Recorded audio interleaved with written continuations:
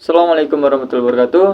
Perkenalkan, nama saya Dedi Dwi Santoso dan NIM 2230501150 Prodi Komunikasi dan Penyiaran Islam kelas 2251D.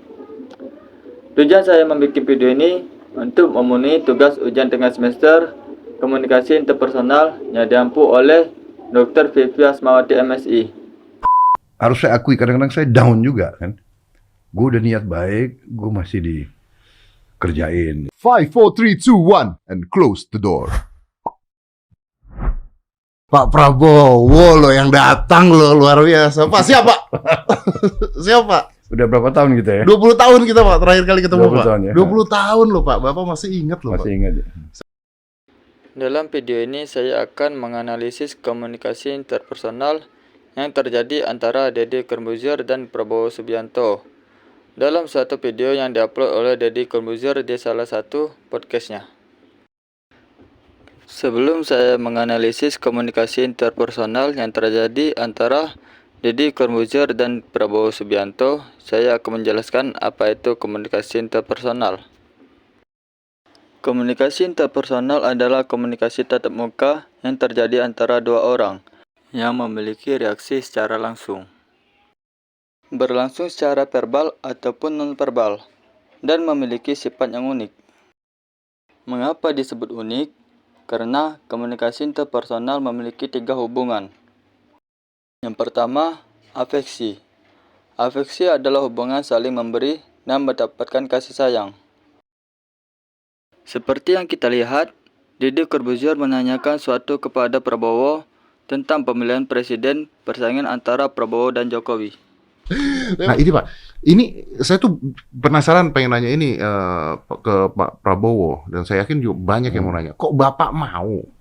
Kan Bapak waktu itu bersaing di pemilihan presiden dengan Pak Jokowi. Iya. Terus tiba-tiba Bapak diangkat jadi Menhan. Iya. Banyak orang kecewa. Banyak orang kesel. Iya. Dan kok Bapak mau gitu? Kok Bapak nggak, wah udah pokoknya gue terus aja ngelawan Pak Jokowi. Pokoknya gue di luar lawan Pak Jokowi gitu. Kok Bapak, oke, saya jadi Menhan loh ini. Jadi begini ya. Yang kedua, inklusif.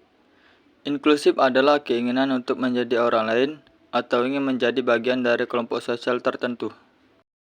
Seperti komunikator ingin menjadi komunikan, ataupun sebaliknya. Dalam video tersebut, ketika Deddy Corbuzier memuji Prabowo saat Prabowo menceritakan tentang rakyat Indonesia, sehingga Deddy Corbuzier mempunyai ketertarikan untuk seperti Prabowo ingin membuat Indonesia lebih maju ke depannya.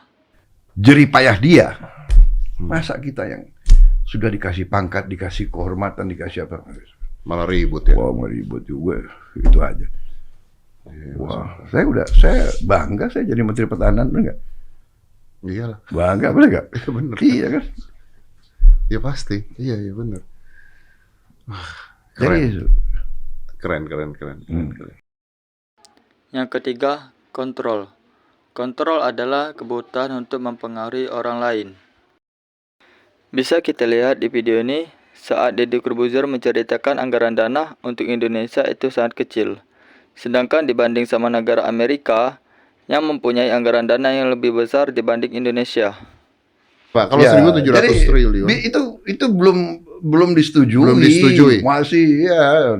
Nah, kalau 1.700 triliun itu Pak buat Indonesia itu kan 25 tahun rencananya, Pak. Rencananya 25 tahun. Amerika itu bukannya 10.000 triliun setahun. Wah, mereka 600 miliar dolar setahun. Artinya, Pak. Setahun. Iya. Berapa itu? 600 miliar dolar. Sekitar 10.000 triliun, Pak. Artinya setahun. Artinya kalau kita perang sama mereka nggak akan menang juga. Nah, dengan terlaksanakan ketiga hubungan tadi, komunikasi interpersonal pun dapat terjadi. Dalam komunikasi interpersonal, ada pun tahapan untuk mencapai komunikasi yang baik. Yang pertama, mampu memahami komunikasi yang baik. Seperti Deddy Corbuzier mampu memahami apa yang dibicarakan oleh Prabowo. Pertumbuhan ada. RRT bangkit. Benar nggak? Dia udah nyalip Amerika. Buktinya begitu ya kan? Dia nyalip Amerika loh. Betul, saya juga tahunya begitu. Benar nggak? Amerika juga udah khawatir sama RRC. Dia udah nyalip loh. Jangan salah gitu. So, kita lihat dong contoh-contoh yang berhasil. Berhasil. Yang kedua, keterampilan memahami situasi yang tepat. Deddy Corbuzier dapat memahami situasi dan tempat di mana waktu yang serius dan waktu yang bercanda. Sambil ini ya Pak, emosi cerita ya Pak ya. Pak Prabowo, Anda itu kenapa kucing jadi Instagram tuh kenapa Pak? Kok? Nggak, saya nggak terima. Kenapa? Kenapa Anda punya? Anda kayak milenial alay Pak. Aku ini penyayang binatang. Yang ketiga, memiliki etika komunikasi.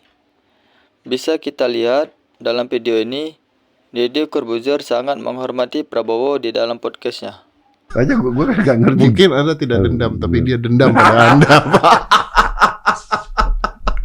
Prabowo, terima kasih banyak ya Pak ya. Thank you, sir. Sampai ketemu lagi Pak. Thank you. Thank you very much Pak. Merdeka. Merdeka.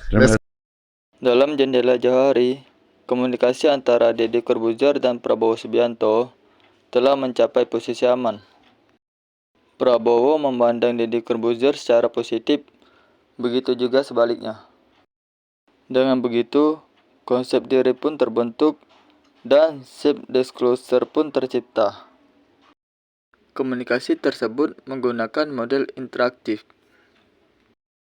Komunikasi tersebut memfokuskan pada respon atau feedback dari komunikan kepada komunikator. Baiklah, mungkin itu saja yang dapat saya sampaikan. Lebih dan kurangnya saya mohon maaf kepada Allah Subhanahu. Saya akhiri.